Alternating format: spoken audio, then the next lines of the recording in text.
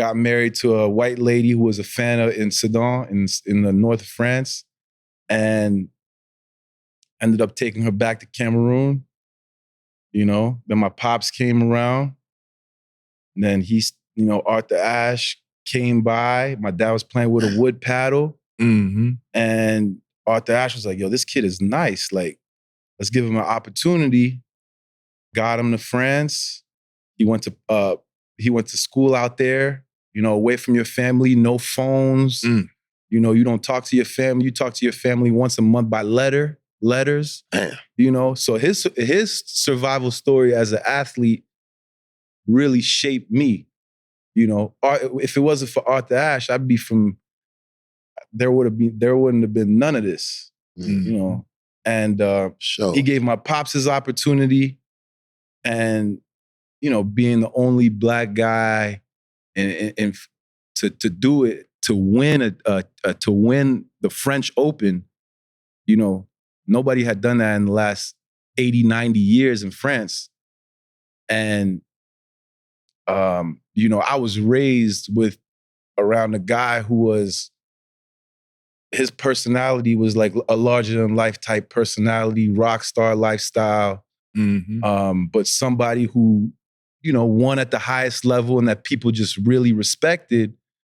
Now I come around and I'm seeing, I'm in the background, I'm in somebody's shadow. And I think that the reason why I was the way that I was is because, I didn't want to just be under my pop's shadow. I was like, you know what? I'm going to be my own man too. And you're going to respect my grind too. Mm-hmm. So, coming up, that Hall of Fame career, Hall of Fame player, I'm like, nah, fuck that. You're going to feel me. You're going to feel what I bring to this. But being a privileged kid, it's like every time I stepped onto the court, I had to show like, yo, this is good. Like you're gonna feel my wrath too. You know what I'm saying? When I come in here, and it's not gonna be some extra shit.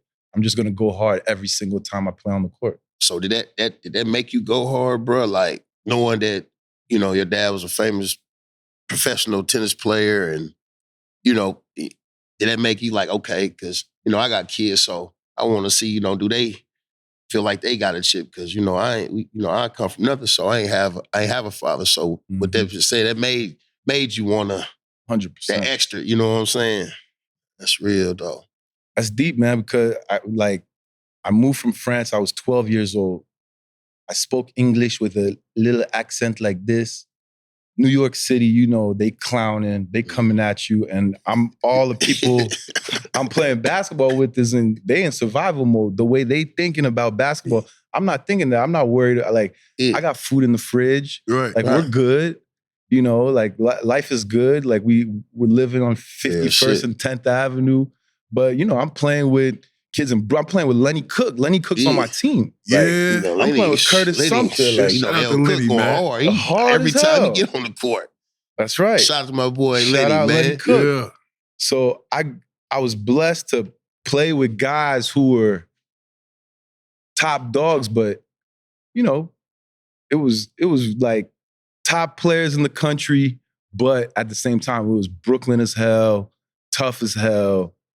And that's the kind of shit that I was raised around, playing street ball tournaments, playing Rucker in the summer, playing Kingdom in the summer.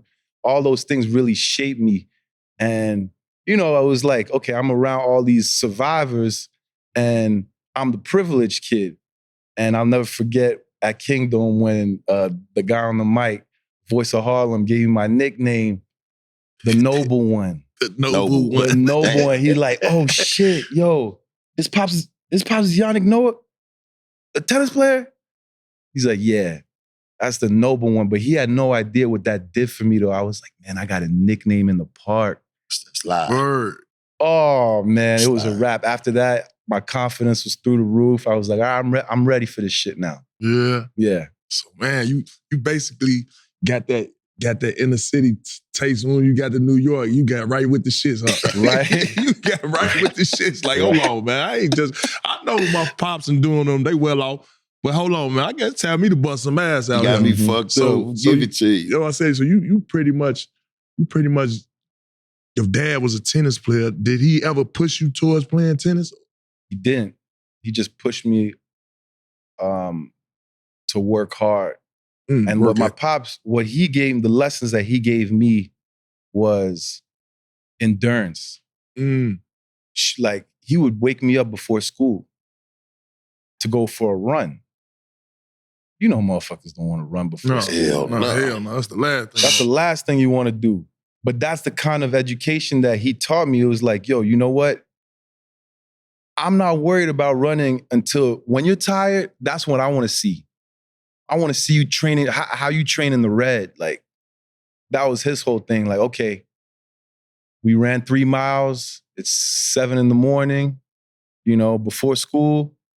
All right, we sprint the last, 500 yards. Like, meanwhile, kids ain't doing that at that age. So you was a little ahead of the game on the endurance side and conditioning rather, for sure. Exactly. That was the education my pops gave me, and then moving with moms and my sister to New York. I started taking basketball seriously, but I just knew what it took because I saw how my dad trained as a professional tennis player. So I knew it was a day-to-day, it was all day. It wasn't just one practice.